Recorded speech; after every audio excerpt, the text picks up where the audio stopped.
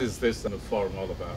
Well, it's really a way of helping to build community here. The idea is that when people, Africans, especially Nigerians and the Igbo people started coming here, it was for school.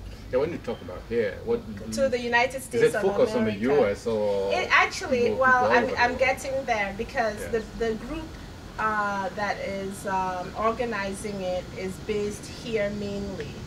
And so, you know, you start at home and then spread out. But the whole idea is building the Igbo diaspora community. And so the idea is that many of us have come here now.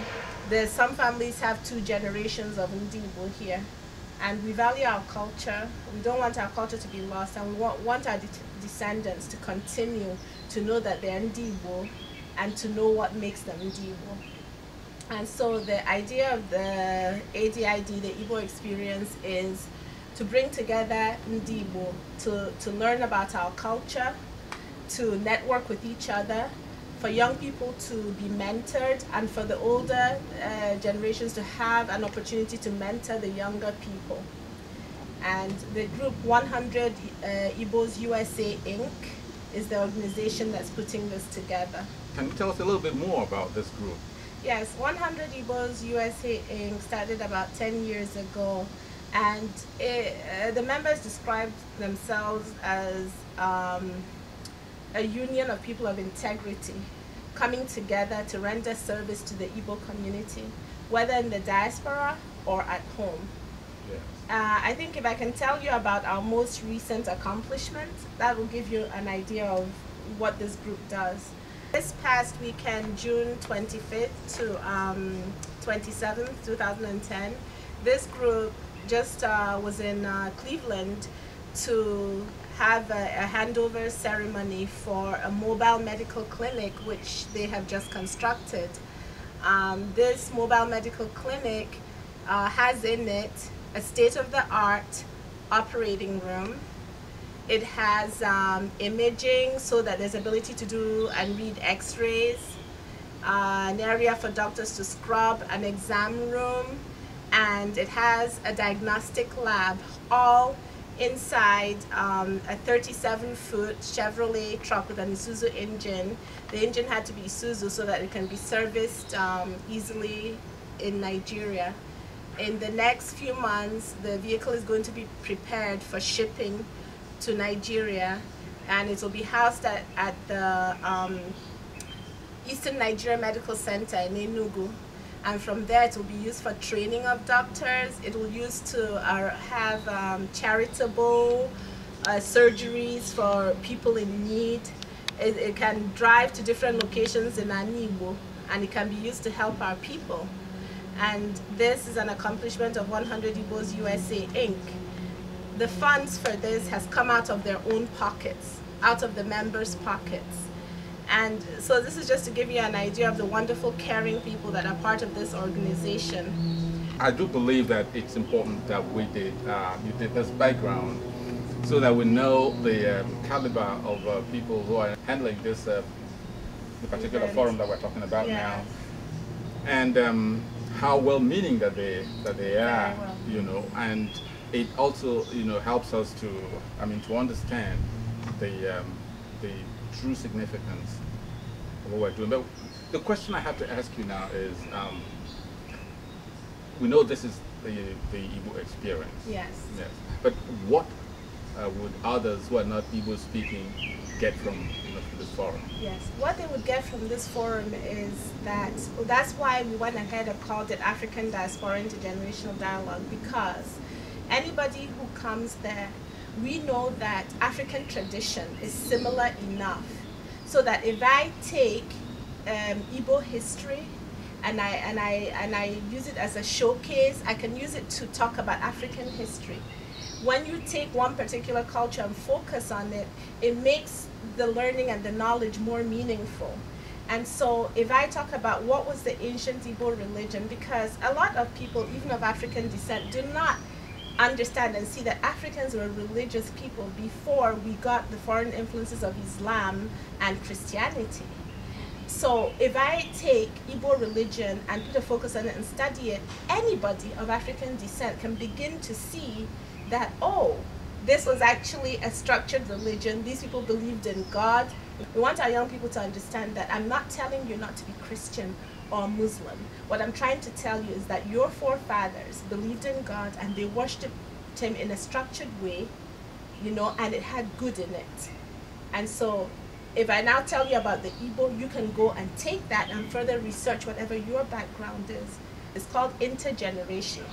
Yes, we want young people to come and learn, but older people too. Some of the members of 100 Igbos left the country when they were 18 years old. Some of them are in their 60s now. And so all of us need to come together and, you know, relearn or learn about our culture, but the generations need to come together and close that gap, because you're not going to hand a baton to somebody who's 10 miles away.